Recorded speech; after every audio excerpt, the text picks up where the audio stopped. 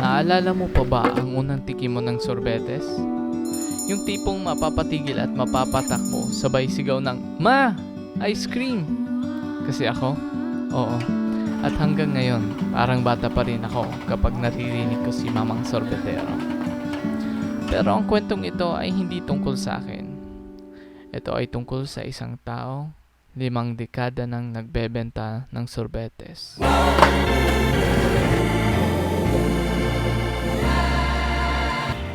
Siya si Victor Lagunoy, mas kilala sa pangalan na Tata Vic. Sa loob ng 5 dekada, araw-araw niyang iniikot ang mga kalsada ng Gubat, Barcelona at Puerto Diaz. Dala ang kanyang iconic na kariton ng sorbetes. Maraming napasaya si Tata Vic dahil sa kanyang sorbetes. Hindi lamang sa kanyang matamis na lasa, kundi dahil sa pagmamahal at dedikasyon na kanyang inilagay sa bawat scoop ng ice cream. Alam mo, di naman nag-iiri mo man ice cream. Pero akay dito pa kambik nagkukuha. Nasagutan mo, nangahulugan, may itang produkto. Tatabi. Kaya, yun na. Popular. Para sa ako, may taga-luneta ako, alam garon. Kung mura eskwela, may eskwela ba ya? Pero may naglalabay. Baklay, siguro kung halos isang iba. Parang po, ako sa pupundi, balik na ako. Ang bumara ka na kaniya, kay kanis man ang quality sang kanin ice cream. Ako din sa grade 3, din sa may pader. Doon mismo sa may pader, nagbabarakal na ang mga eskwela sa kaniya. Pag nag-ali na, stay na yun doon si Big. Tatabik, kabakal kami ice cream. Kaya masira mo ng ice cream mo. Irugso ng mga bata. Sa panahon nito. Di na nahulat yun sin magsulod pa. Diretso na yung barakal. Yun mas si Tatabik, maanuhon siya sa mga bata. Ano ang karisma niya. Siya siguro po dahil parang famous man siya kung dinis sa ato kay mabuo.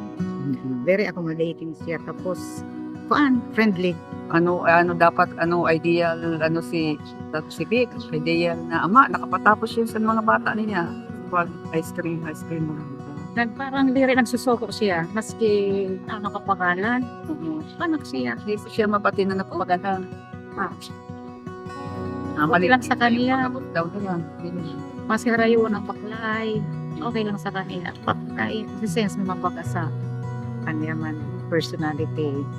Parang okay lang sa kanya. Okay.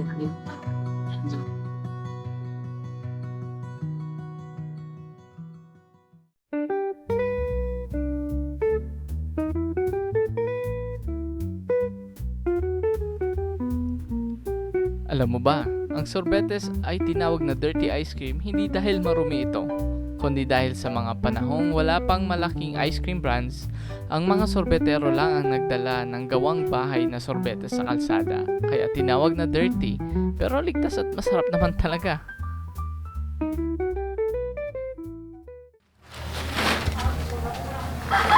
Sinipatan tayo ng ice cream.